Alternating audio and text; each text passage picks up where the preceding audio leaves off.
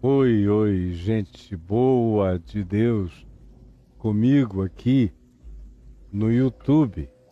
E antes de qualquer coisa, preste atenção, eu peço que se você não é inscrito, você clique e se inscreva. É um dedinhozinho suave, sutil, tocou, inscreveu, e aí toque no sininho para ele avisar todas as vezes que tiver vídeo novo, ou que eu esteja entrando ao vivo no ar, tá bom? Faça isso, convide os amigos para fazerem a mesma coisa, vamos todos fazer isso. Além do que, isso traz um benefício, porque a única linguagem que o algoritmo entende é essa. E o algoritmo não lê o chat, não lê você dizendo que bênção. Não, ele só entende que você gosta se você colocar o like. O like é que conta. E o que isso faz? Pelos likes, ele começa a favorecer o seu vídeo, a colocar na frente, a visibilizá-lo para que outras pessoas que vão passando enxerguem. Então, faça a sua parte, contribua e colabore. Hoje, nós estamos ainda em Mateus 19.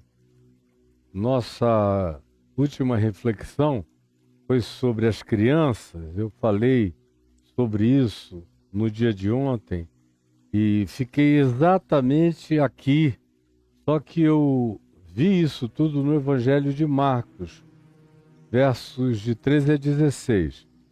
Hoje a gente retorna à sequência de Mateus, que é idêntica. Marcos, por exemplo, no capítulo 10, de 17 a 22, com a mesma história.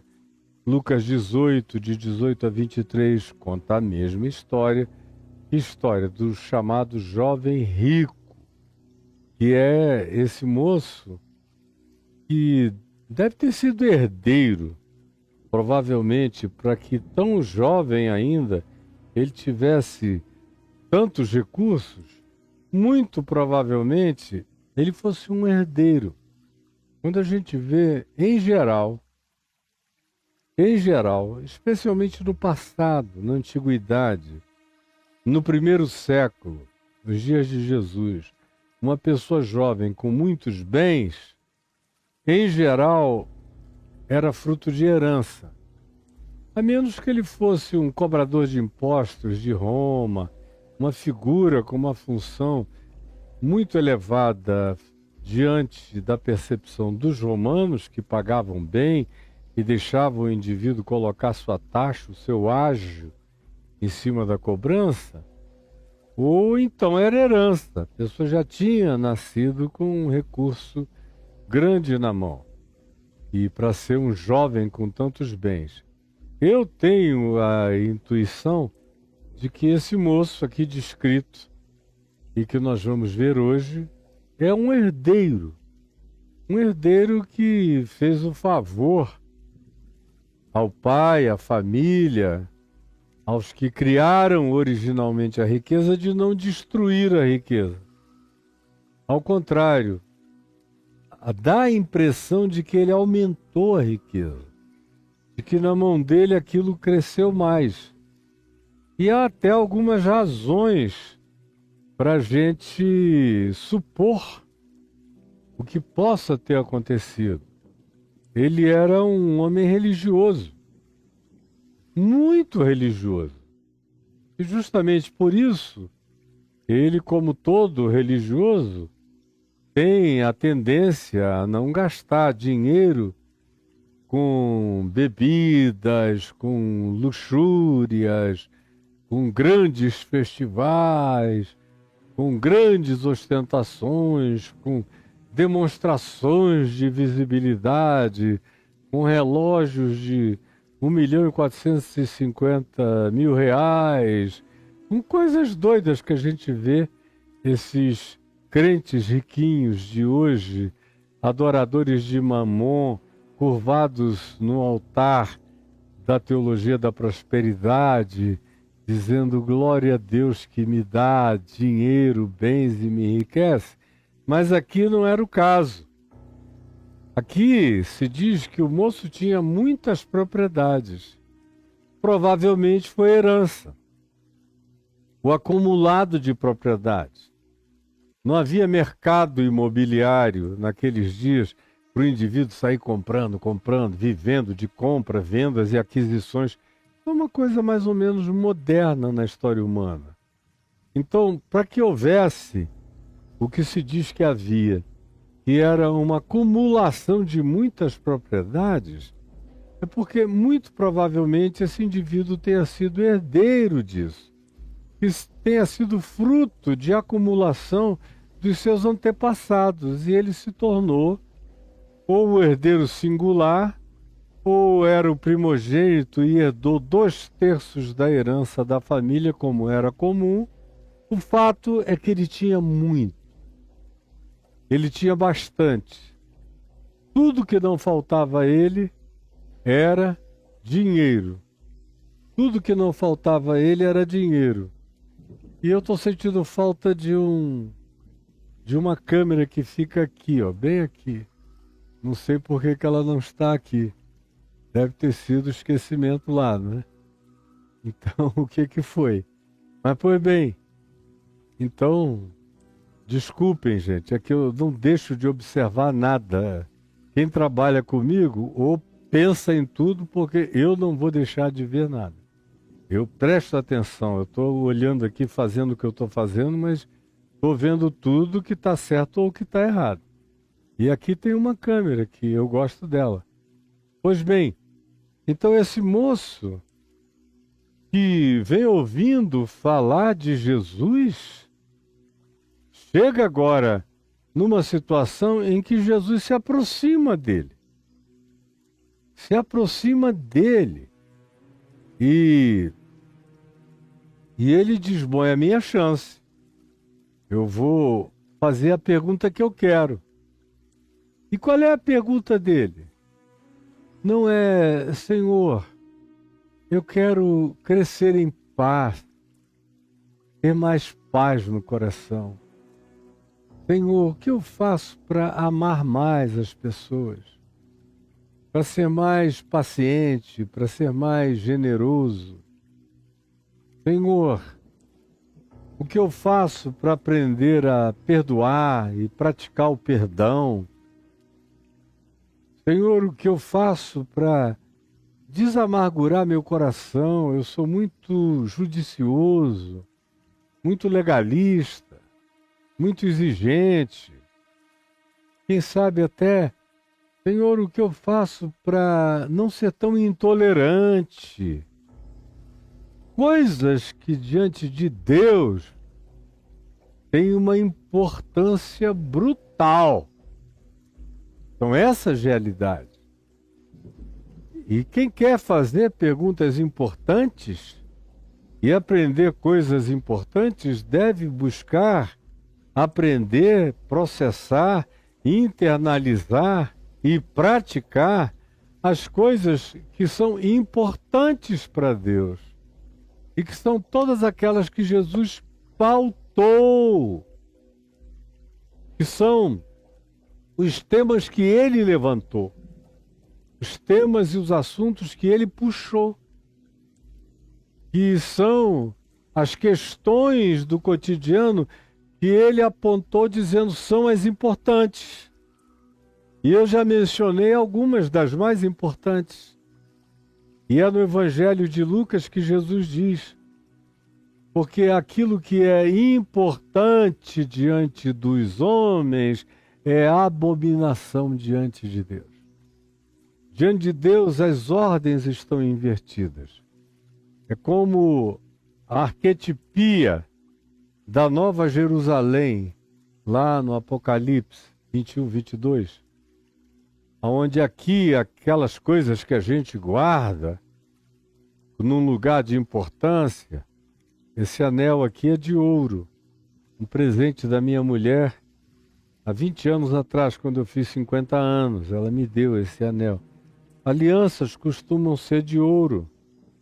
As nossas aqui são de ouro e prata, porque são importantes, são marcas singulares, com representações importantíssimas.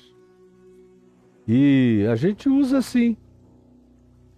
Agora, na Nova Jerusalém, esse material que eu uso aqui como uma joia, lá na Nova Jerusalém é pavimento, é asfalto, é para pisar no ouro. Pérolas e pedras preciosas que aqui a gente usa como colares, como brincos, como adereços, especialmente femininos, para parecerem, para darem aquela gloriosidade à beleza da mulher, à chegada estonteantemente bela de alguém que, além da beleza que apresenta, carrega ainda esses símbolos de ostentação. No Apocalipse, isso tudo, as pérolas, as joias, estão nas portas da cidade, é maçaneta. Aquilo que aqui a gente ostenta de um modo, lá é maçaneta, só a maçaneta da porta. Como todo tipo de pedras preciosas, que aqui entre nós tem um valor astronômico. Na arquetipia da Nova Jerusalém, elas nem aparecem, elas estão enterradas, elas estão postas como pedra jacaré, elas são pedras da fundação que fica embaixo, que ninguém nem vê, não tem essa importância. O Apocalipse é uma demonstração arquetípica de como as coisas que entre os homens têm extremo valor, diante de Deus são maçaneta, pavimento, asfalto, alicerce enterrado, com as pedras mais preciosas, sem nenhuma ostentação. Agora, aquelas coisas que aqui entre nós são em geral desprezíveis, que a gente diz que são as coisas dos bobos, dos tolos e dos fracos, coisas como misericórdia, compaixão, prática da justiça, do perdão, prazer na bondade, na generosidade, no socorro, na dadivosidade, que golpeia de morte a avareza. Coisas essas como o carinho, o acolhimento por gente humilde, simples, sem nome, sem pedigree, sem reputação, sem visibilização, mas que para você são pessoas que existem, porque você carrega a mente de Cristo e o olhar de Deus nos seus olhos. Essas são consideradas desprezíveis. É coisa de quem não tem o que fazer. Se você fosse rico, poderoso, famoso, glorioso, aplaudível, aonde quer que chegasse, reconhecido, você logo ficaria com o rei na barriga e só prestaria atenção no que reluz, no que brilha, no que você tem, no que você possui. numa sinalização total de que o reino de Deus não entrou em você. É filho do reino dirigido pelo príncipe deste mundo. Daquele que diz tudo isto, do que tem coisas mensuráveis e caras e brilhosas e brilhantes e raras para ostentarem, você tem esses valores. E tem valor pecuniário, monetário, atribuído pela vaidade humana, só por causa da raridade ou por causa da imputação de valor. Como, por exemplo, até há uns 600 anos atrás, a prata teve muito mais valor do que o ouro, por uma série de razões históricas que eu não tenho tempo aqui de descrever. Nos últimos 600 anos é que o ouro foi passando disparadamente a prata, e nos últimos 200 anos nem se fala, e no último século para cá é o ouro que tem a prevalência. Mas é uma designação. A prova disso é que houve tempo em que havia ouro e prata, mas as pessoas achavam que a prata carregava mais valor. Esse significado foi alterado, mostrando que não é nada absoluto.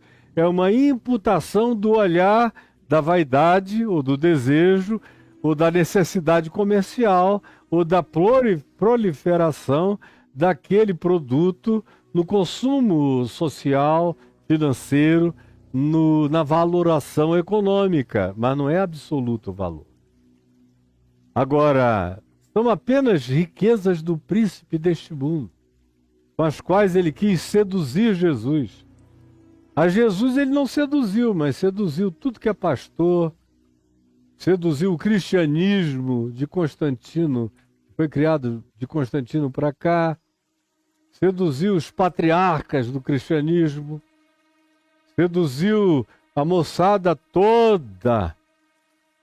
Toda a história do cristianismo é uma história de culto ao dinheiro e ao que reluzia, e de embabacamento do ser humano humilde.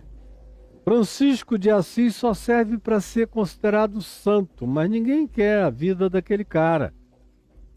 Ninguém quer a vida de um pacificador como Gandhi. Deus me livre, vira para lá. Ninguém quer. Se te oferecessem hoje, você quer ser Gandhi ou Donald Trump? Você ia dizer que quer ser Donald Trump. Se dissessem a você, você gostaria de ser uma figura cheia da bondade de Deus, da graça de Deus, como o apóstolo Paulo, ou ser o Elon Musk, o homem mais rico do mundo? Tenho quase certeza que a maioria, inclusive dos crentes, eu diria, Paulo, que me perdoe, mas eu vou ficar com a grana do Elon Musk e vou ser o maior doador para missões. Supostamente falando, que na prática, quando o cara se torna isso, ele se torna tudo menos generoso. O que vem junto com a riqueza é a avareza, com toda certeza. Mas está aqui esse moço, laureado com esses prêmios do mundo, com as riquezas deste mundo, diante das quais ele se vangloriava.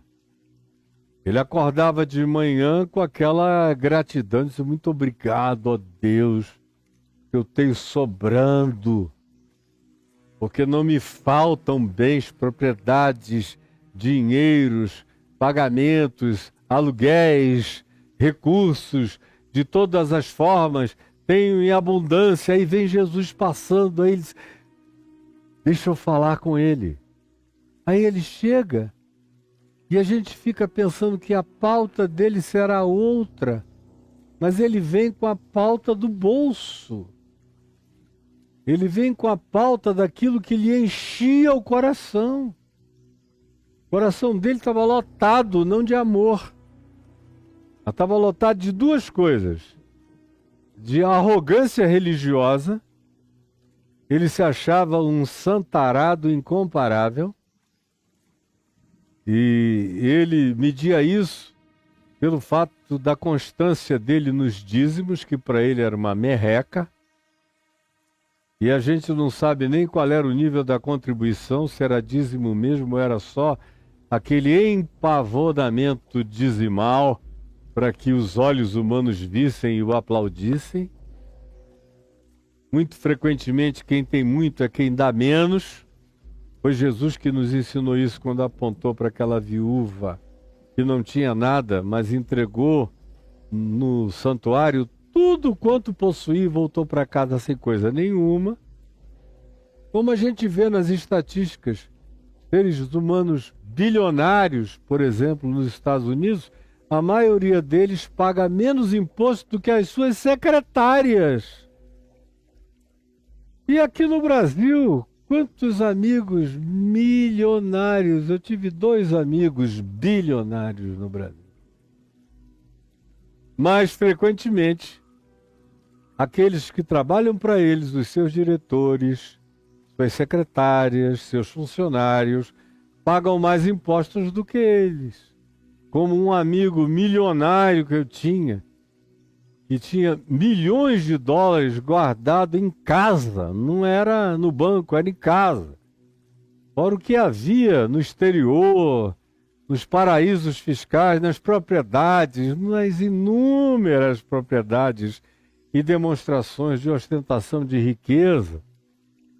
E ele tinha prazer em tentar me ajudar, era uma espécie de maneira de santificar o dinheiro dele, era ajudando uma pessoa que ele sabia que era honesta e era sincera e que não estava querendo o dinheiro dele para si, mas se ele queria investir, que investisse na missão, no trabalho, na evangelização, na ação social, no socorro aos pobres, que era a extensão de tudo que eu fazia, ele achava bonito. E se ele se estendia, como todos os outros ricos que me ajudaram, se estendiam nas coisas que eu fazia. Era um modo deles criarem extensores para os seus braços. Era me ajudando porque através de mim eles alcançavam. E não é uma dedução minha, era o que eles me diziam. Então está aqui esse moço que de repente, na ufania da riqueza dele e da arrogância religiosa, de que ele era um cara minucioso, judicioso, meticuloso nas observâncias da legislação de Moisés, do ensino dos rabinos, do que ele aprendia nas sinagogas e no templo. E ele tinha um grande orgulho. Os aparatos religiosos de designação de vestimenta de piedade, porque, como eu já disse tantas vezes, o piedoso rico ostentava sua piedade com um determinado tipo de adereço que só os piedosos, os fariseus, os saduceus enriquecidos usavam, e quem era mais pobre usava mais simplesinho. Os mais ricos ostentavam com brilhos e com gloriosidade de material reluzente e perceptível, como acontece em todo lugar. O tempo todo, nunca deixou de ser assim. Aí Jesus chega, e aí esse jovem vê e diz: eu vou ter a chance de conversar com ele. E aí ele vem, e olha a temática da abordagem desse cara a Jesus. E eis que alguém, porque ele é rico, rico, rico, mas o evangelho não dá nome a ele. É interessante como o evangelho não dá nome aos ricos. Tem Lázaro, que a gente encontra no evangelho de Lucas, que não está aqui no evangelho de Mateus, mas eu vou fazer um arranjo para quando a gente chegar um pouquinho mais adiante eu parar e eu ir para Lucas e pegar um monte de coisas que só estão em Lucas, mas que são fundamentais para a nossa compreensão do evangelho. E eu vou fazer uma inserção de Lucas aqui em Mateus, quando eu voltar da minha viagem. Pois bem, lá em Lucas você tem o pobre, o mendigo, andrajoso, purulento, fétido, na porta do palácio do rico. O nome dele é Lázaro. O rico não tem nome. Esse jovem aqui é chamado de jovem, dono de muitas propriedades, mas não se o nomeia. Mateus foi rico, mas ele é nomeado depois que ele deixa a coletoria e sai, larga tudo e vai seguir a Jesus. Zaqueu foi muito rico e é o único que Jesus chama pelo nome. Zaqueu, desce depressa, porque hoje me convém pousar em sua casa. E acontece tudo aquilo que aconteceu na casa dele. Zaqueu se arrepende, resolvo dar metade dos meus bens aos pobres, e se em alguma coisa defraudei alguém, restituo agora 4 vezes mais. No entanto, no geral, o rico só tem nome a serviço de Jesus. José de Arimateia era um homem rico, discípulo oculto a serviço de Jesus. Ofertou-lhe a tumba para que Jesus ali fosse posto. No geral, me diga quem são os ricos que o Evangelho nomeia. O Evangelho, aliás, não nomeia muita gente, exceto alguns muito simples. Ele não nomeia nem alguns que sofreram curas miraculosas, só chama de a mulher do fluxo. Nomeia Jairo, chefe da sinagoga, não porque ele era rico, mas por causa do papel e da função que ele ocupava naquele lugar. Ele era objeto de muito carinho social na região de Cafarnaum. O centurião romano também não se dá um nome próprio a ele, como a gente não vê com praticamente quase ninguém, exceto alguns homens que se tornam discípulos e algumas mulheres são nomeadas, nome a nome. Uma delas, inclusive, era esposa de um homem muito rico, e era irmão de leite do rei Herodes. Ela é nomeada.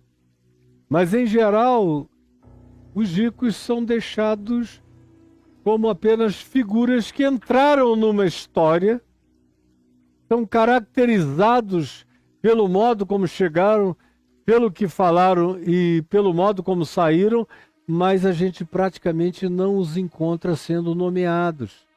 Diferentemente das histórias da igreja, das atas de igreja, dos testemunhos de igreja, das importâncias de igreja. Quem é que quer comprar este relógio Bulgari pelo valor X? Quem quer comprar isso? Aleluia! Alguém deu um carro XS não sei o que no valor de tanto para nós. Fazemos um leilão de não sei quantos $1000. E aqui foi o irmão, obrigado irmão fulano de tal. Mas não se menciona a pobrezinha que vai lá, que é empregada de alguém rico da comunidade, que for morar perto ali e trabalhar sábado e domingo, aparece. Mas ninguém sabe nem o nome dela, entra e sai, ninguém quer saber. O Evangelho é que dá um trato diferente. Não raramente o pobre tem nome. E frequentemente o rico não é nomeado. O que faz todo sentido com essa lógica da inversão dos valores, que afirma que aquilo que é grandioso diante dos homens, o que carrega valor e importância diante dos homens, é abominação desvalorizada diante de Deus. Chega, portanto, aqui alguém sem nome e, aproximando-se de Jesus, lhe perguntou: Mestre, que farei eu de bom para alcançar a vida eterna? Respondeu-lhe Jesus: por que me perguntas acerca do que é bom? Bom só existe um. Na passagem de Marcos, ele chama Jesus de bom mestre.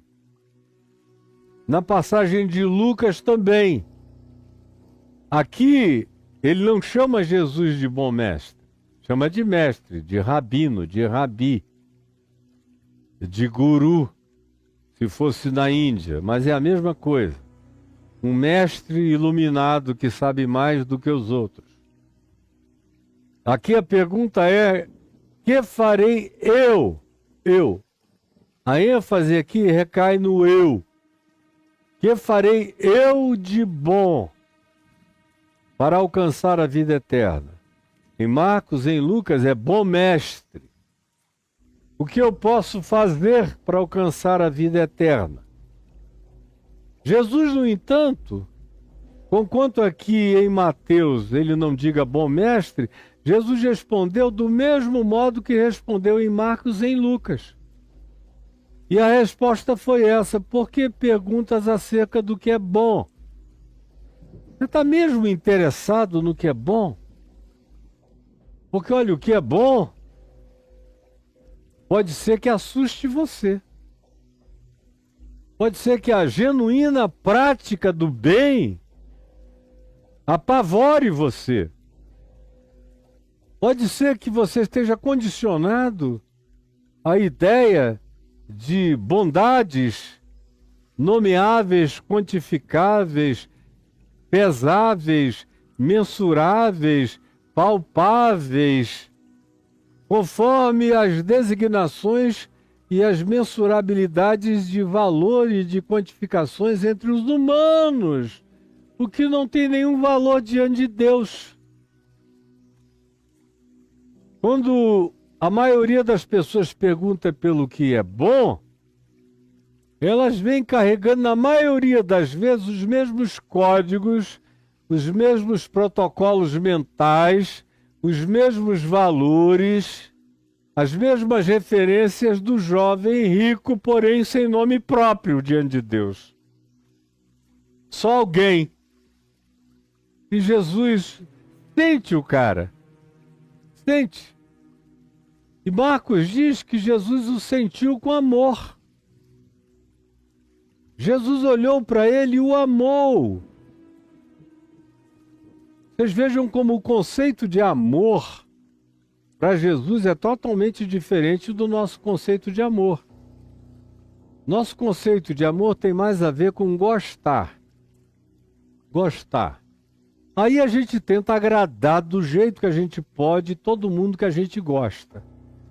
Porque o cara fala bem da gente, ou nos trata bem, ou nos presenteia, ou nos sorri, ou diz que a gente é o máximo, ou nos chama de mestre, ou faz perguntas, ou nos alteia, nos designa numa posição elevada de sabedoria, de proeminência. A gente gosta, porque a gente é bobo, é idiota, é vaidoso, é soberbo, é arrogante, a gente gosta e a gente tenta agradar, satisfazer, atender. Com Jesus é tudo diferente. Ele ama o cara, mas o amor dele não o sequestra. Não é amor erótico, não é como ele amava também com amor stored a mãe dele, mas ele advertiu a mãe dele. Ele amava com amor stored, que é aquele amor do grego que designa amor familiar de gene e DNA, os seus irmãos, mas ele os repreendeu.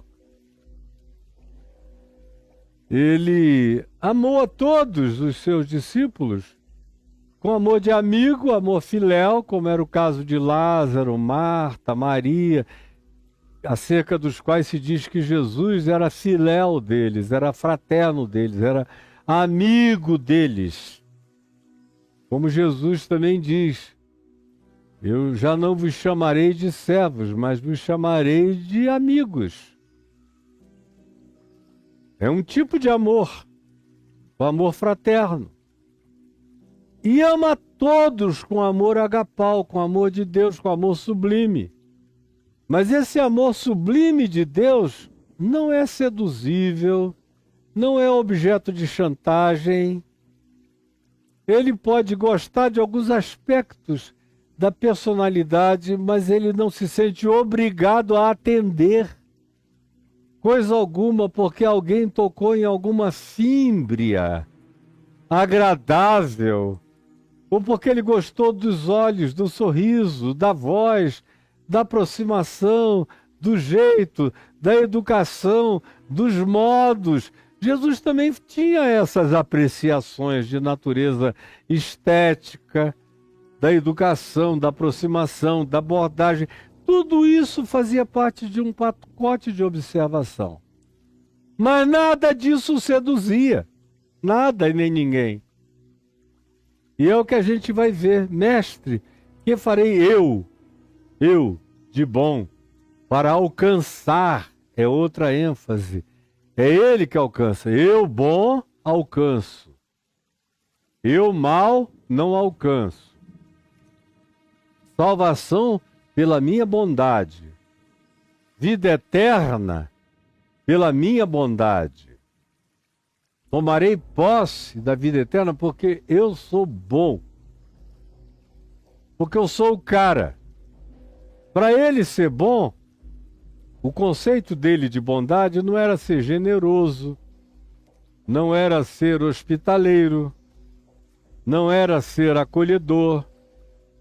O conceito dele de bondade vinha da religião, vinha provavelmente do farisaísmo, vinha da obediência meticulosa aos mandamentos exteriores. E como ele era um cara que não tinha ninguém naquela sociedade para dizer: você é um adúltero, porque ele não adulterava. Você é um ladrão, porque ele não roubava, ele tinha tudo que tinha ou por herança ou pela multiplicação do trabalho. Eventualmente, do ponto de vista dele, ele se considerasse muito honesto na produção dos bens que possuía. Agora, a gente sabe, do ponto de vista econômico, para que um tenha muito, é preciso que alguns tenham muito menos ou até nada. Do ponto de vista de qualquer teoria econômica básica e simples, a gente aprende isso. Os recursos não são inesgotáveis. Se um tem muito, é porque tem alguns com muito menos ou sem nada. Mas isso para ele não estava dentro da análise do conceito de bondade pessoal. Que farei eu de bom? Bondade para ele era: quem sabe ele me dá mais um mandamento para eu obedecer. Um mandamento a mais, como um troféu, ou como um diadema na minha coroa de glória pessoal, na observação visível que terceiros farão da minha supremacia moral, religiosa, diante de todos os demais, como eu sou incomparavelmente acima de todas as médias. Isso para ele era ser bom. Como em geral é o que os religiosos, inclusive os religiosos com muitas posses, pensam, sentem, imaginam e se autocoroam com esse tipo de impressão. O pessoal da teologia da prosperidade, que hoje em dia não pode dizer: não, eu sou bom porque eu dou um adultério, porque a maioria deles mete a ripa, pimba na xuxinha fora do casamento. Muitos deles são ladrões, enganadores, mentirosos, aproveitadores, safados, cretinos, canalhas, não querem nem saber. E o que os valida é pensarem que se eles continuam ganhando dinheiro é porque Deus está do lado deles. Porque Deus só dá dinheiro para aqueles quem Ele gosta. E quando Deus não dá dinheiro e o cara é pobre é porque Deus não gostou dele. É assim que funciona a teologia da prosperidade. E é assim que você foi ensinado e é ensinada nos lugares que você frequenta. Que farei eu de bom?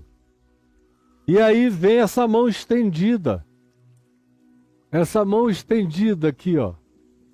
Para eu alcançar a vida eterna. Eu alcançar a vida eterna. Que farei eu de bom? Para eu pegar a vida eterna para mim. E toda vez que eu leio esse texto aqui, eu me lembro do Salmo 116, versos 12, 13 e 14. aonde essa pergunta é feita. Que darei eu ao Senhor? Uma pergunta. O que eu tenho para dar a Deus? Ele me tem abençoado e eu quero dar um retorno digno de Deus. Deus, o que eu posso fazer de bom pelo Senhor? Que trarei eu de bom? Que farei eu de bem? O que acrescentarei eu à bondade de Deus a partir de mim mesmo? É o que o Salmo 116, verso 12 pergunta. Que farei eu de bom para com Deus? Em razão de todos os benefícios dele para comigo, eu tenho que trazer alguma coisa minha, boa, para agradar a Deus. Aí a resposta do Salmo 116, no verso 13, é, sabe o quê? Tomarei o cálice do Senhor. Tomarei. O que eu tenho de bom? O que eu trarei de bom para agradar ao Senhor? Por todos os seus benefícios para comigo. E a resposta é, beberei o cálice da salvação. O que eu tenho para dar? A resposta é nada. Você só tem para receber mais. É receber o cálice da graça. Pela graça sois salvos. Beber a salvação de graça. Aceitar a bondade de Deus sem nenhuma virtude sua.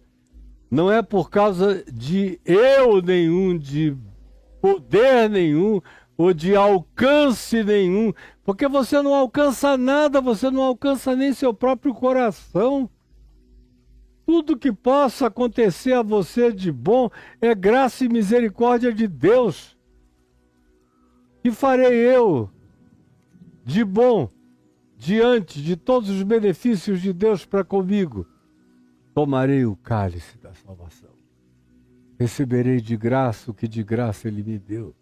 E invocarei o nome do Senhor. E manterei o espírito de obediência ao Evangelho do Senhor. É o que diz o Salmo 116, do verso 12 ao verso 14. Outra vez invertendo completamente a lógica da religião. Que farei eu de bom para alcançar a vida eterna? O cara queria ter mão para pegar na vida eterna. A vida eterna é minha porque eu fiz coisas legais, porque eu sou um cara da pesada e eu tomei posse da vida eterna. Eu sou dono da vida eterna. Além de todas as riquezas que eu tenho nesse mundo, eu também tomei posse da vida eterna com a minha mão. Como é que eu posso fazer, Jesus, para eu tomar posse da vida eterna?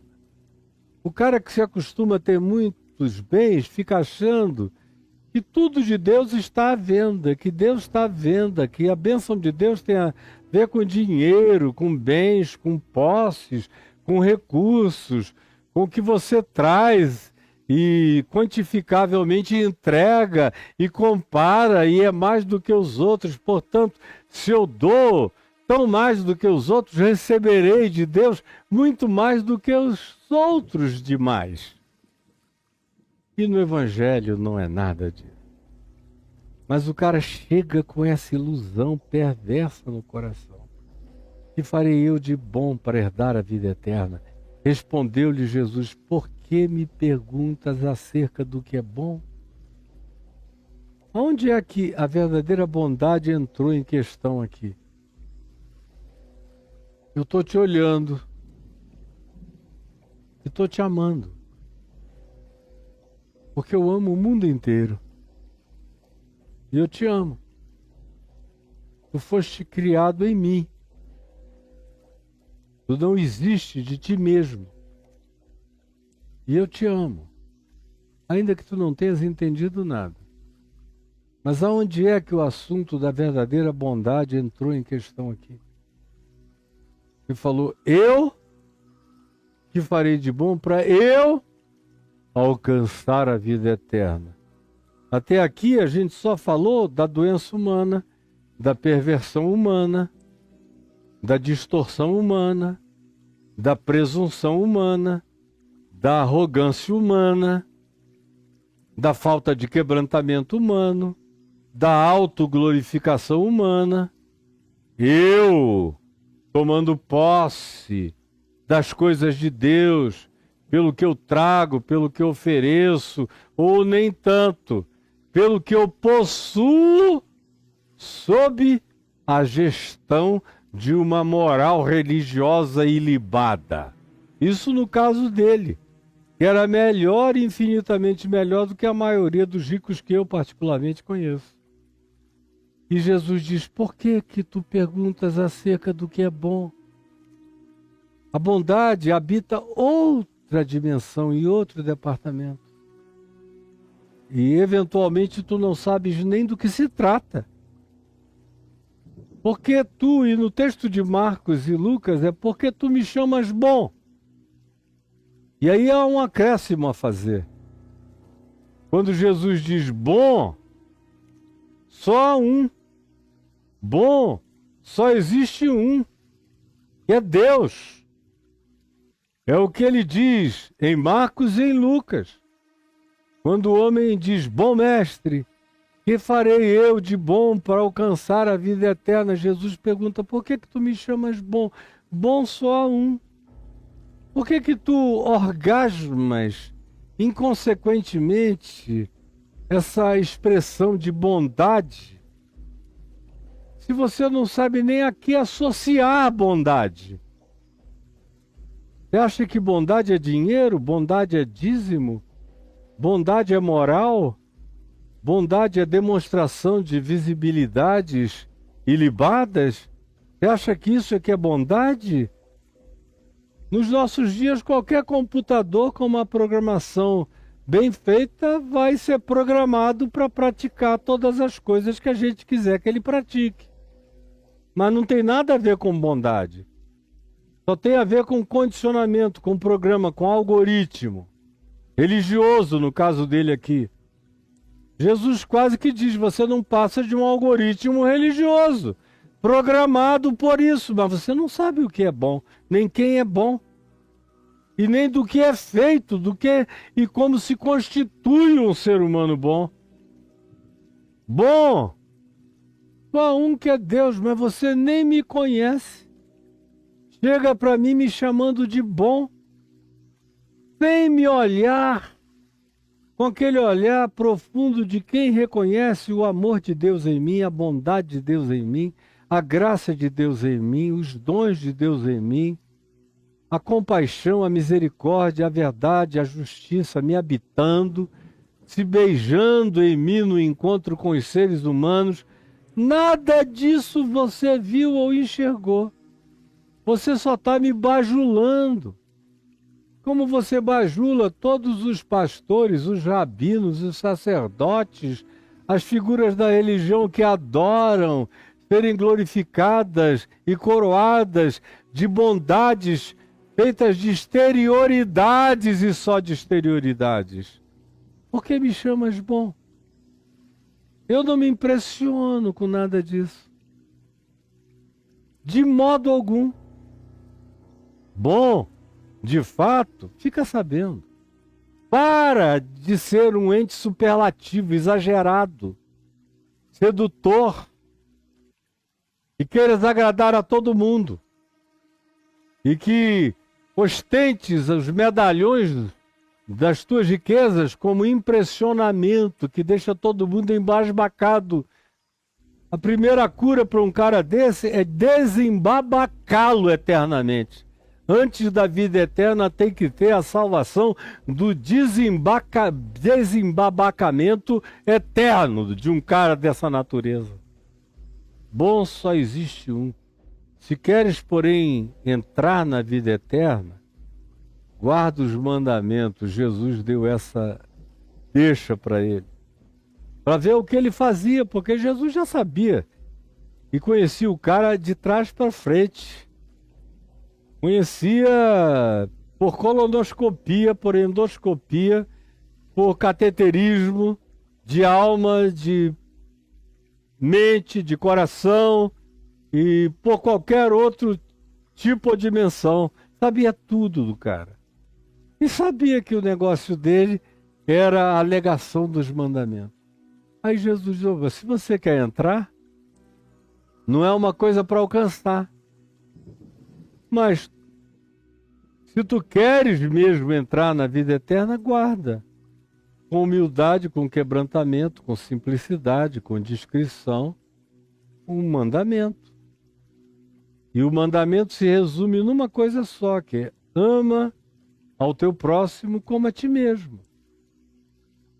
Isso é um mandamento básico. E já vinha desde a lei de Moisés e já era objeto do resumo bem feito de muitos rabinos antes de Jesus: ama o teu próximo como a ti mesmo. Nisso se resume toda a lei e os profetas. Ama o teu próximo como a ti mesmo. Guarda os mandamentos, ou seja, pratica o amor em relação ao próximo, a todo o próximo, sem discriminação, sem acepção de pessoas. Aí ele, o rico, sem nome, lhe perguntou: quais mandamentos?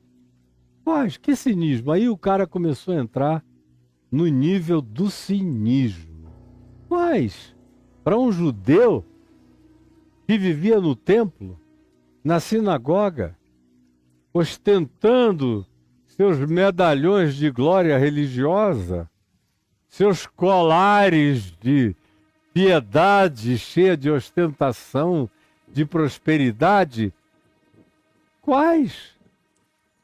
O mandamento para o judeu estava na Torá. Os mandamentos estavam na Torá.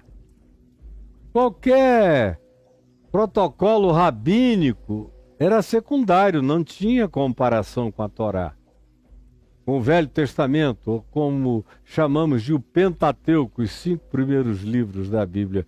Eram a lei, os livros da lei. Quais? Pergunta ele. Quais mandamentos? Agora, além daqueles 10, meu Deus, tinha uma quantidade de milhares de outros mandamentos. Inobedecíveis. E aquele cara não obedecia. Mandamentos cerimoniais, mandamentos dietéticos, mandamentos comportamentais mínimos, mandamentos de sutileza perversa praticamente, mandamentos inobserváveis.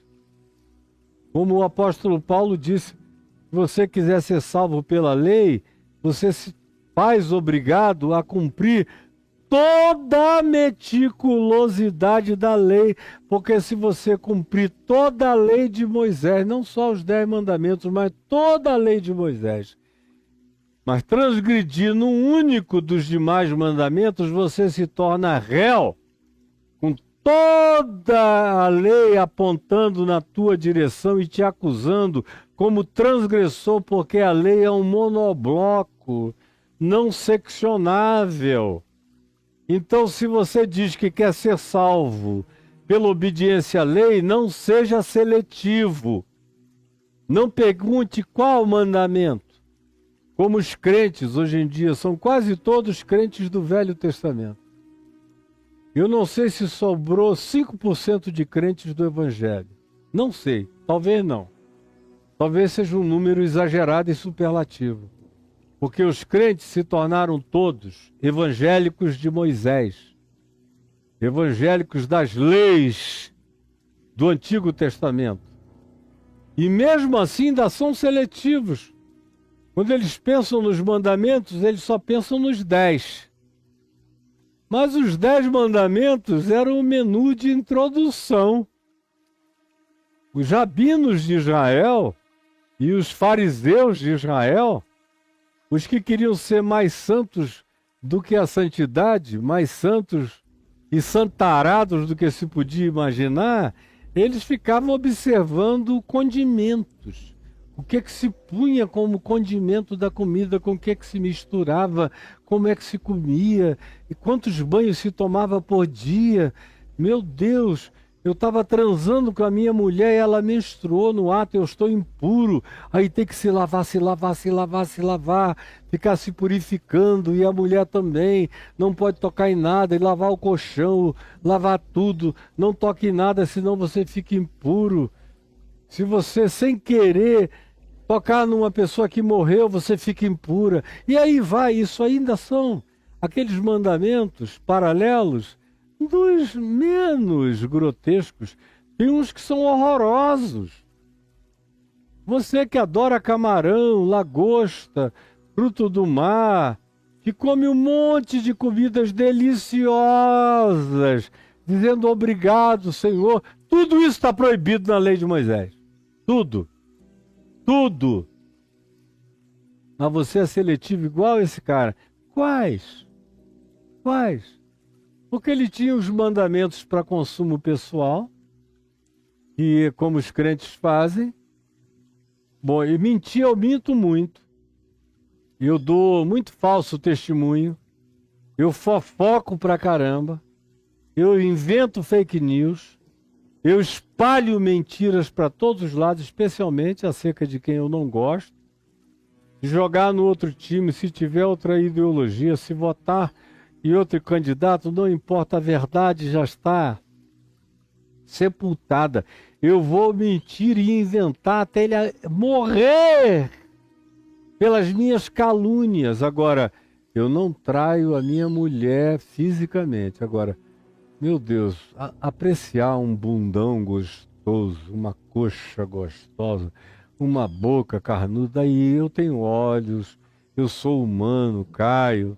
Lá na igreja agora, meu Deus, tem cada mulher. E quando o pastor manda a gente se ajoelhar para orar, eu tenho que quase me cegar, porque se eu virar assim, olhar uma fresta, eu enlouqueço. E as irmãzinhas estão cada vez mais gostosas e querendo seduzir mesmo. E os homens cada vez mais carnais e querendo comer e pegar mesmo. Então tem que perguntar quais mandamentos. Quais? Porque, por exemplo, eu não obedeço o sábado. É um mandamento de Moisés, que os adventistas obedecem. E enquanto transgridem 1.000.000 de coisas essenciais, enquanto não vivem na graça, nem na fé, nem no amor de Deus, vivem em transgressão sobre transgressão, na instrução de Ellen White e dos seus repetidores. Mas o sábado eles guardam. Pelo menos de acordo com o protocolo da convenção denominacional. Quais? Porque os mandamentos são todos objetos de uma seletividade de acordo com o capricho do praticante hipócrita religioso. Quais mandamentos? Ele tem a coragem de perguntar isso a Jesus. Respondeu Jesus. E Jesus respondeu só com os mandamentos relacionais. Ele não falou para amar a Deus de todo o coração, de toda a alma, de todo o entendimento, de toda a força. Não falou, não terás outros deuses diante de mim. Ele deu até uma colher de chá para o cara, porque um outro Deus diante dele, o cara tinha. Ele adorava mais o dinheiro do que a Deus. E ele adorava mais o ego dele glorificado do que a Deus. A gente vai ver na sequência. O que ele adora realmente. E Jesus deixou de fora os mandamentos verticais e apresentou apenas os mandamentos da relacionalidade horizontal. Por exemplo, não matarás. Aí o cara, oh, que coisa boa. Eu? Nem armado eu ando. Não. A minha mão está limpa aqui, ó. Não matarás. Aí Jesus diz, não furtarás. Não, minha fortuna não precisei tirar de ninguém. Está aqui por herança e por boa gestão. Eu não furto. Adultério? Não. Eu respeito a minha mulher, só transo com ela. resisto à tentação. Já estive no Salmo 73 algumas vezes, do tipo, quase os meus pés se desviaram, mas não fui. Eu guardo esses mandamentos. Não dirás falso testemunho. Não, eu tento evitar. Tento falar o mínimo possível. Eu só falo bem dos caras que eu gosto muito, dos que eu não gosto. Eu nem olho, que é para não correr a tentação de dizer o que eu não devo falar. Quanto a honrar pai e mãe, eu tenho feito isso. Dinheiro do meu pai, da minha mãe, na minha mão crescer.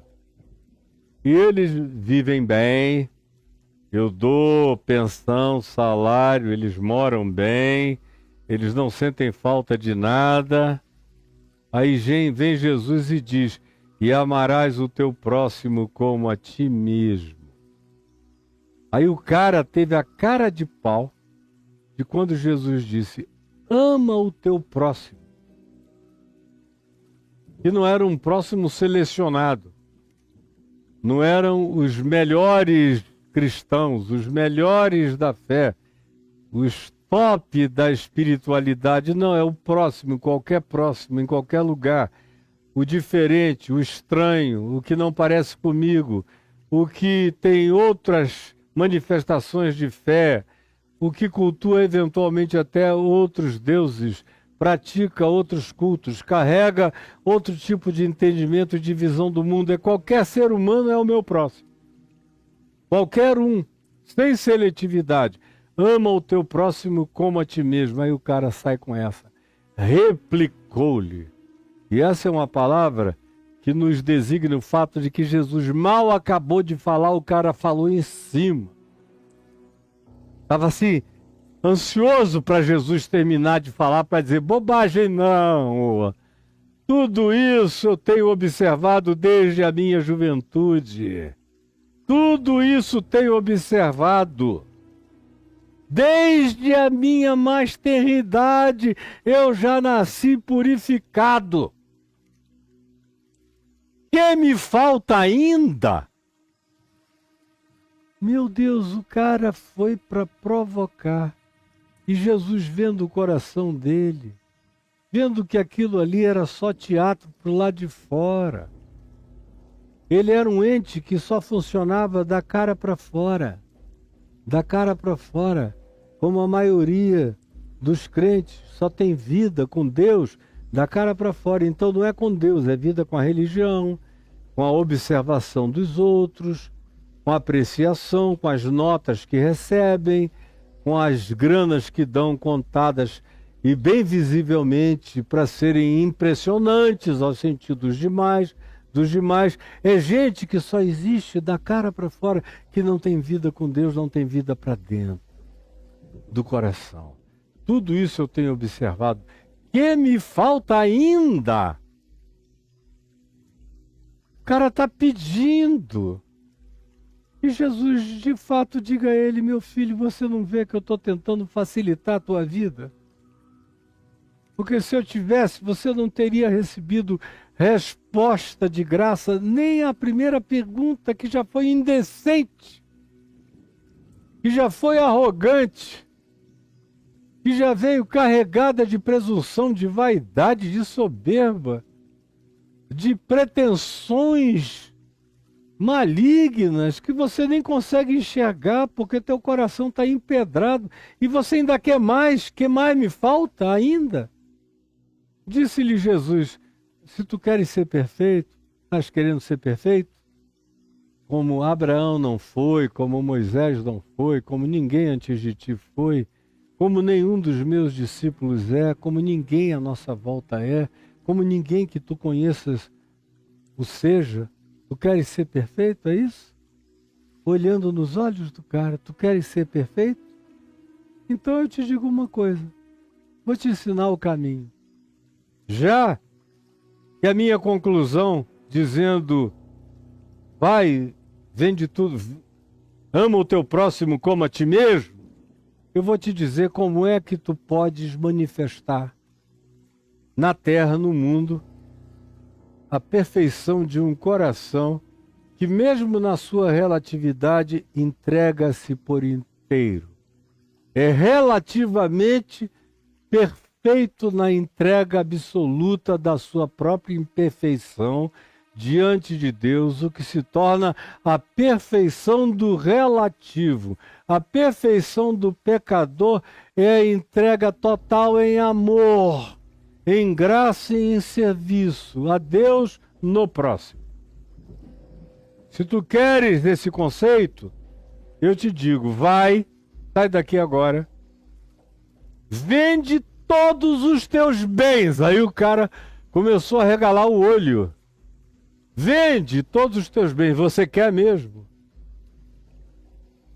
O que você está procurando é coisa de fato que mexe nas entranhas do ser? Venda então todos os seus bens e dê todos os seus bens aos pobres do mundo. Não aos crentes pobres, aos pobres da terra. A quem você conhece e a quem você não conhece, indiscriminadamente. E terás um tesouro nos céus, porque aquilo que é cheio de valor diante dos homens é abominação diante de Deus. E aquilo que os homens desprezam como não tendo nenhum valor, é o que tem valor diante de Deus. Inverte a ordem da tua mente. Passa pela metanoia, pela mudança de mente, pela alteração de valores e significados. Começa a dizer assim na terra como no céu. Então pega tudo que tu tens, dá aos pobres, porque no céu tudo que tu tens é maçaneta de porta, é pavimento de chão, virou alicerce na Nova Jerusalém. Nem visível é, não tem nenhuma importância. Inverte os valores. Pega tudo que tu tens, vende tudo, apura o dinheiro, investe nos pobres. Está cheio de pobre entre nós. E tu terás um tesouro nos céus, imaterial, invisível, incontável, não discernível para nenhuma contabilidade ou percepção humana. Só você e Deus conhecerão esse valor, essa coroa da vida, essa graça, essa felicidade. Só você e Deus conhecerão. E aí ele prossegue e diz, então vem e segue-me. Depois de fazer isso, vem e segue-me. Anda aqui comigo. Eu vou te incluir. Você vai ser um apóstolo meu. Vem? É isso que você quer? Aí quando o cara ouviu a resposta da verdade, segundo Deus e não segundo a religião, nem as fachadas e a teatralidade farisaica a qual ele estava submisso, em razão da qual ele vivia empavonado, quando Jesus lhe deu essa resposta, o verso 22 diz, tendo, porém, o jovem ouvido esta palavra, que era o Evangelho. Foi a palavra que meu pai ouviu. Papai era rico. Papai, com 32 anos de idade, já era considerado a segunda fortuna do Amazonas. Só havia um outro cara com mais grana do que ele. A banca advocacional dele já era a mais poderosa do estado, advogava para governadores, prefeitos, senadores, deputados federais, industriais, os grandes comerciários da cidade, todos eram clientes dele, eram grana entrando para todo lado. Ele virou industrial, dono de uma fábrica de papel, fábrica de perfume, com concessão naquele tempo para explorar madeiras perfumadas da floresta para fazer perfume, para tirar madeiras para transformar em celulose, aí criou uma indústria de papel. Papel Amazon era o nome da indústria. E aí, mina de ouro, comprou a concessão e o governo deu a concessão, ele comprou a propriedade e o governo deu a concessão para ele explorar aquilo que àquela altura consideraram a mina de ouro mais prolífera da Amazônia. Era dele. A mina de ouro de Parauari. Grana, grana, grana saindo pelo ladrão. Ele dirigia aqueles carros importados que não existiam no Rio, nem em São Paulo, nem em lugar nenhum. Ele mandava buscar em Manaus carros da Alemanha, carros dos Estados Unidos, aqueles conversíveis enormes dos anos 50.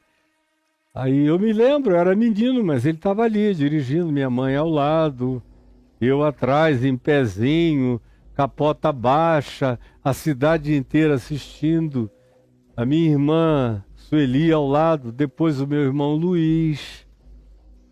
Aí também teve um tempo que só dele eu participei, que era quando ele colocava a amante dele, que era uma lourona gostosa, estilo Marilyn Monroe, toda de cinturinha fina, bunda bem desenhada, coxas roliças, boca carnuda, olhos verdes profundos. Meu pai teve um caso de 6 anos com ela e minha mãe sofrendo. Naquele tempo não tinha divórcio, era desquite. E ele não fazia questão de esconder nada. Ele virou um grande fanfarrão, poderoso, culto, cultíssimo, inteligente, brilhante, rico, sem saber onde botar o dinheiro dele. E ele me botou no carro junto com a amante.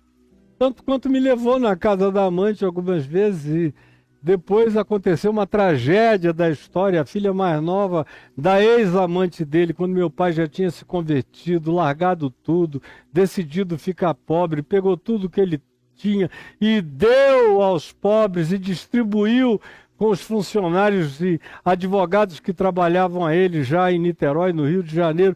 Ficou pobre de tudo, morando num lugar pequeno, dirigindo um Fusquinha e uma Kombi, o que para nós era quase heresia no passado.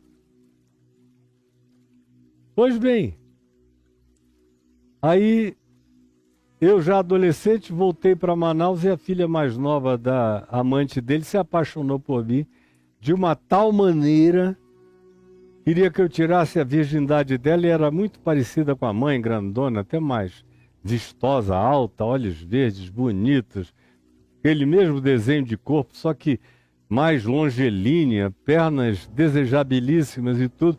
Ela ficou alucinada e eu disse, eu não vou te desvirginar por vingança à minha mãe.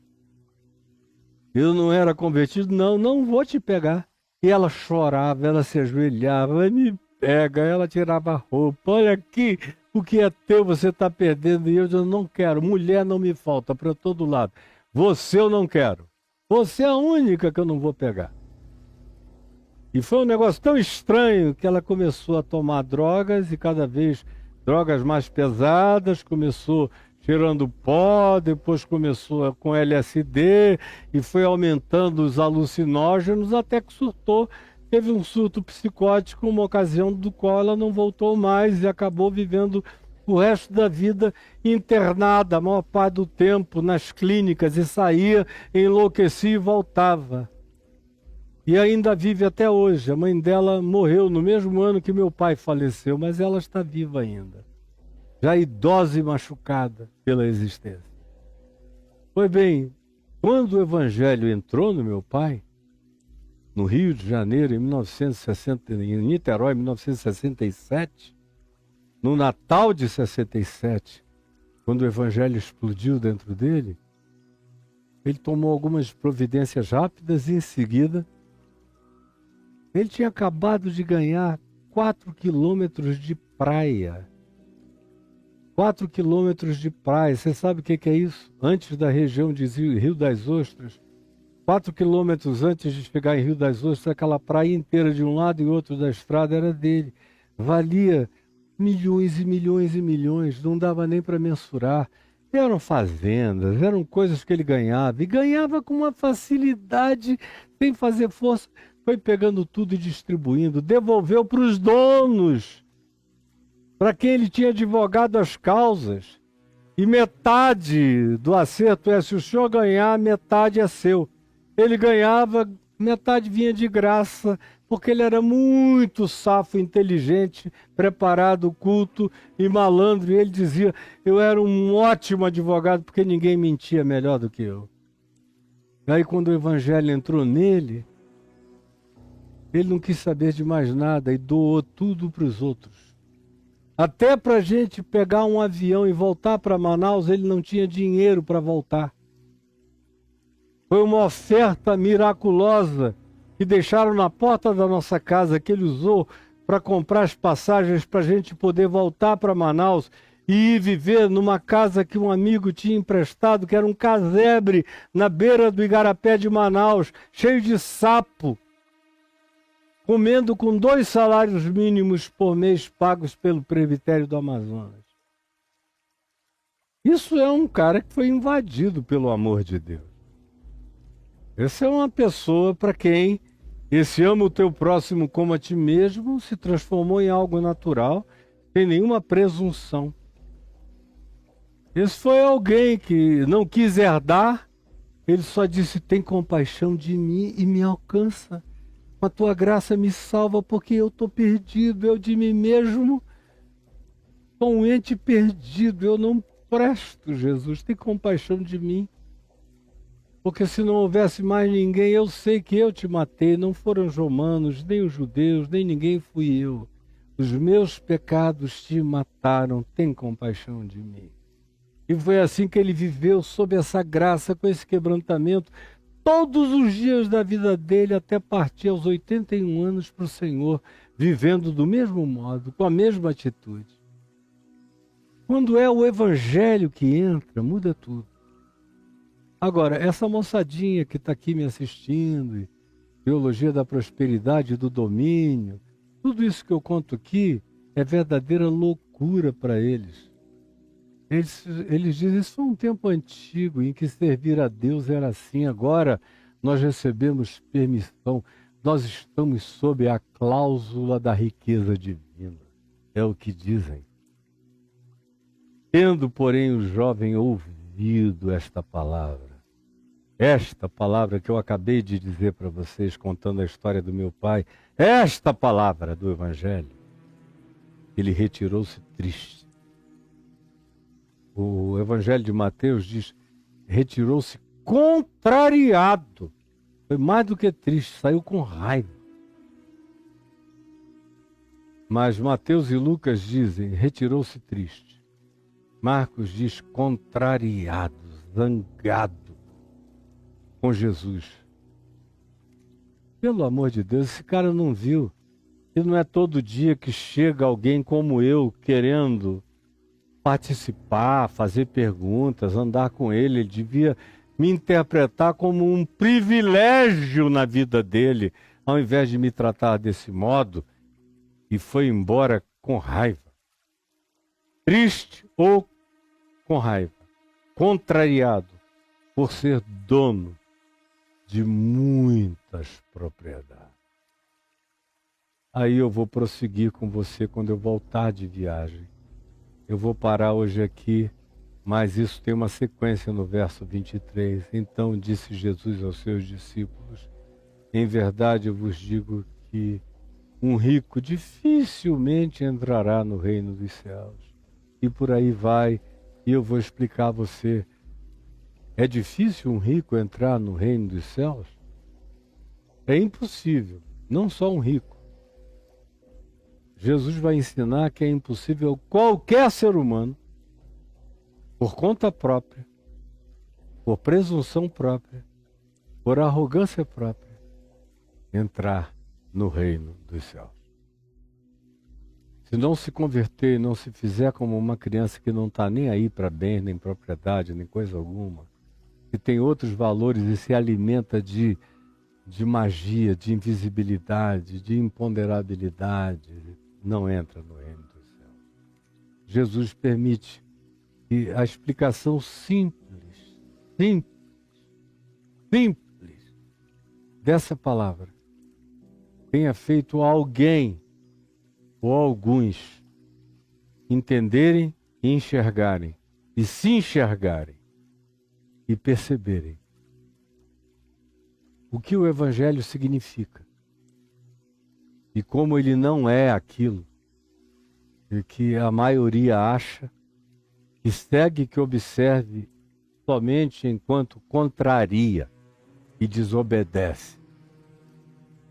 Alguns na ignorância, outros, todavia, com plena consciência de que o que praticam é transgressão contra a tua palavra.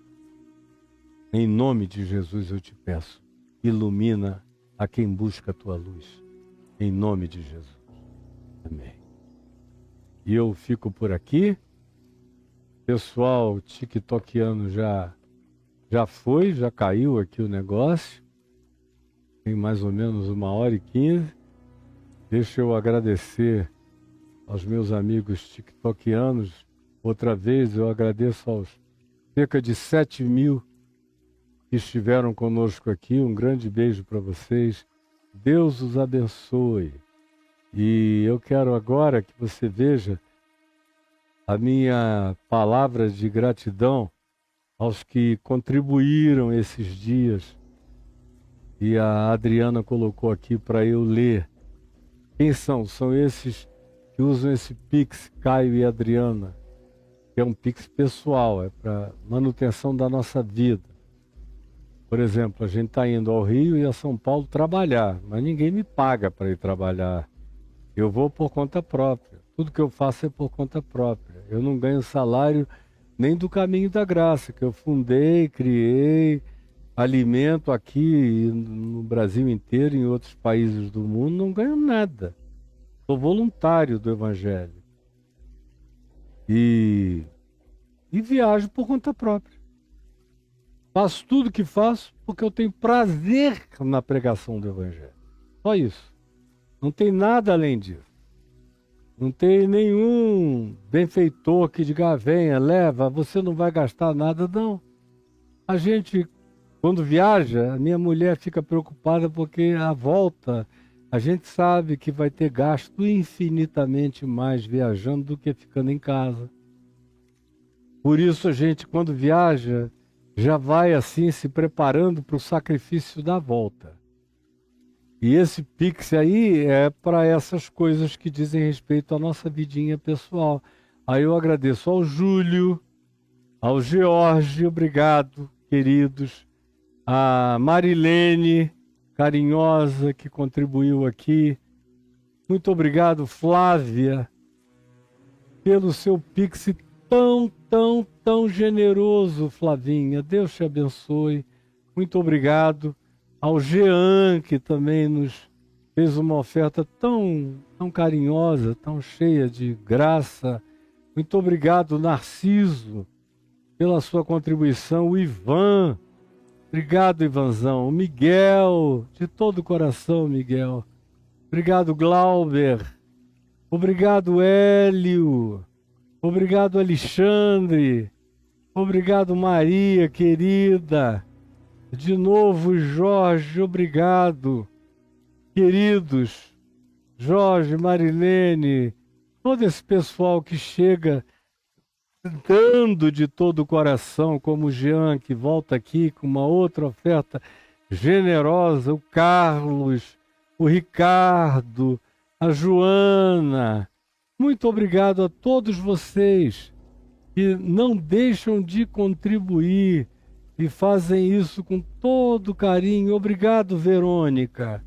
Muito obrigado, Vanessa, que é tão consistente, como o Edilson também, o Helder. O Helder, que Deus te abençoe muito, Helder. Muito obrigado por tudo que vocês estão fazendo. Obrigado, Espada. Deus te abençoe. Thaís, Jesus te abençoe. Geraldo, mais uma vez, que Deus te abençoe. Muito obrigado, gente boa.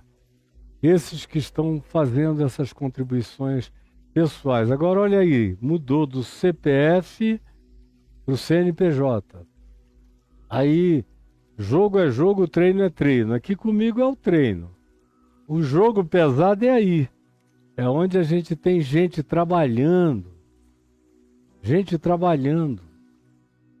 São algumas dezenas de pessoas trabalhando de dia e de noite. Para que tudo que eu faço aqui, e não é só o que eu faço aqui, por exemplo, na exposição de Mateus, eu faço coisa dessa. Hoje eu acordei 7 horas da manhã para ir no estúdio gravar ali um monte de coisas. Como eu vou sair daqui para viajar, vou trabalhar muito. E vou entregar muita coisa para essas pessoas, recortarem, distribuírem, mandarem, aplicarem, enviarem, botarem em aplicativos, em linhas de distribuição para milhões de pessoas. Sem essas pessoas eu não consigo fazer o que eu faço. E aí está o Pix do CNPJ. Anote e colabore. E o meu querido Edivaldo vai ficar muito grato, porque ele é que vai pegando esse recurso. Falta alguma coisa aqui, é ele que vem, é ele que compra, ele que troca, ele que renova equipamentos, ele que socorre todas as coisas. Queimou, aí lá vem ele, faz tudo.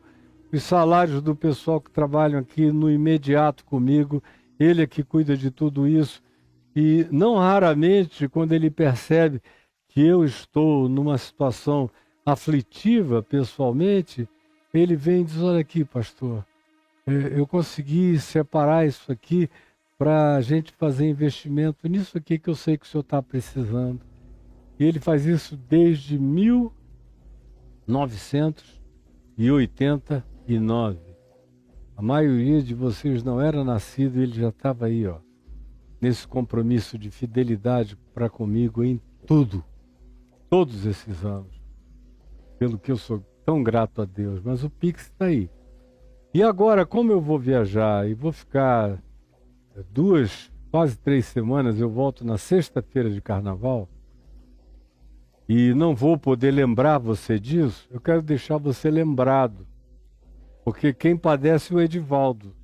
Eu falo sempre, as pessoas parece que só se recordam se você lembrá-las. Porque se você não as lembrar, a maioria esquece. Tem memória de peixe, que dizem que dura 5 segundos. Acabou, esqueceu. Por isso tem gente que só funciona dando na hora, senão daqui a pouco esquece também. Mas tem uma maneira de você planejar a sua doação. Escreva aí, caifab.com.br. Escreveu no navegador? Clique, Enter. Caiu, vá lá, veja ali em cima, contribuição, clique lá. Clicou, entrou, obrigado.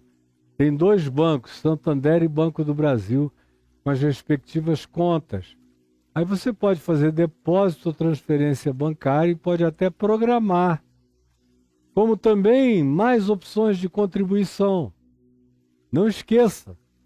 Aí tem outra vez o Santander e o Banco do Brasil, depósito e transferência bancária. Embaixo tem gente que diz: eu gosto dos cartões, porque nos cartões eu programo 6 meses, 8, o ano inteiro, desprogramado. Eu ganho salário e eu já deixo separado.